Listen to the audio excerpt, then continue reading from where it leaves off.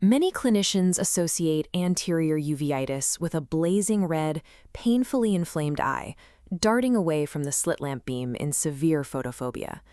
However, chronic anterior uveitis, or CAU, presents a more deceptive profile.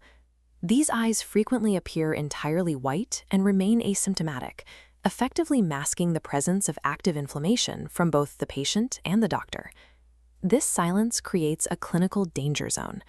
Without the alarm of pain or redness, chronic inflammation persists for months, allowing irreversible structural damage to accumulate within the eye. Managing these cases requires two distinct diagnostic transitions.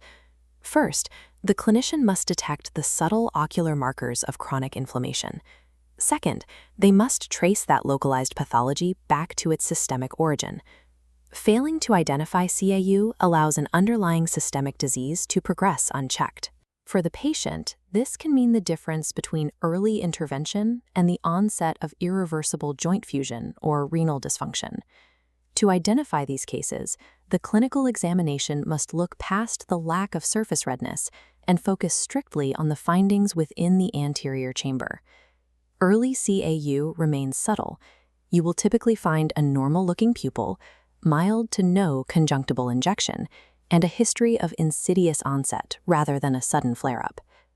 This cross-section shows the primary metric of chronic activity, a low-grade accumulation of grade 1 to 2 cells and flare suspended in the aqueous humor.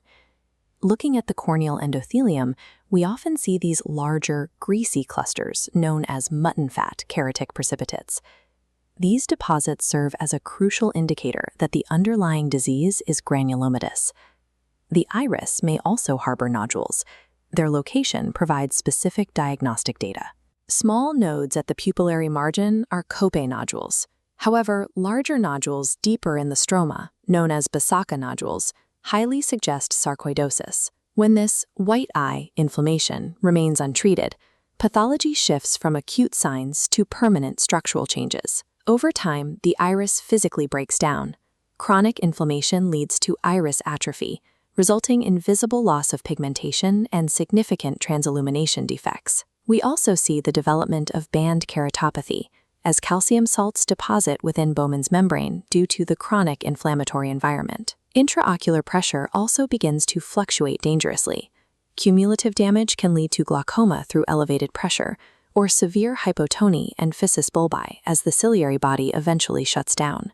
Identifying these specific ocular signals marks the end of the first diagnostic phase. The priority now shifts to correlating these localized findings with the patient's broader systemic health. At this stage, a comprehensive medical history is the only way to uncover the systemic root of the ocular inflammation. This diagnostic flowchart highlights the role of the HLA-B27 gene. This genetic marker acts as the primary pivot point, linking the eye to a specific family of autoimmune conditions.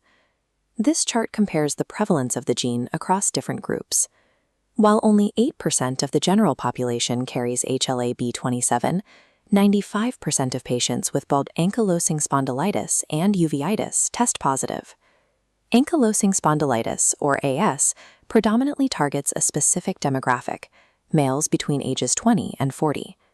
The primary rheumatological symptom is inflammatory back pain, manifesting as morning stiffness lasting over 30 minutes. This inflammatory ache responds specifically to activity. Unlike mechanical back pain, these symptoms improve with exercise but intensify during periods of rest or inactivity. This X-ray illustrates the end-stage clinical reality of AS. Chronic inflammation leads to bony deposition across the spinal joints, eventually resulting in rigid spinal fusion. Because the white eye of CAU often precedes these changes, the optometrist may provide the earliest clinical warning of impending irreversible spinal damage. A second major HLA-B27 condition is Reiter's syndrome, also known as reactive arthritis. Reiter's is an immune response triggered by an initial bacterial infection, typically a sexually transmitted disease like chlamydia or an enteric infection such as salmonella. This timeline tracks the classic progression of the syndrome. Following the initial infection, the patient develops conjunctivitis, culminating in acute arthritis approximately 3 weeks later. While this arthritis can become chronic and recurrent, it targets large peripheral joints and generally avoids the permanent joint destruction seen in AS. Resolving an isolated uveitis case often requires asking targeted questions regarding recent gastrointestinal or genitourinary symptoms. We must also consider the diagnostic branch for systemic diseases that present without the HLA-B27 marker. Behçet's disease, or adamantiatus disease, is a multi-system obstructive vasculitis associated with HLA-B5 and B51 markers. Ocularly, Behçet's is aggressive. It presents as severe iridocyclitis that is frequently accompanied by a hypopyon. A diagnosis of Behçet's requires specific systemic criteria, including painless oral ulcers and genital ulcers, along with various skin lesions. Syphilis remains the most significant masquerader in ocular inflammation, capable of mimicking almost any uveitis type. As this public health poster emphasizes, screening is essential. We cannot rely on ocular appearance. We must utilize blood assays like VDRL, TPPA, and FTA-ABS to confirm the diagnosis. Once identified, the intraocular inflammation is managed through a specific treatment protocol of intravenous penicillin G. TINU, or tubulointerstitial nephritis and uveitis, should be a primary differential for young female patients presenting with bilateral acute anterior uveitis. While TINU mimics sarcoidosis in the eye, clinicians must differentiate it through systemic testing for abnormal renal function, specifically monitoring for elevated serum creatinine. Overlooking this branch of the differential can result in severe systemic vasculitis, or organ failure being misdiagnosed as simple ocular irritation. Effective management requires the optometrist to establish clear thresholds for when a patient must be referred to a specialist.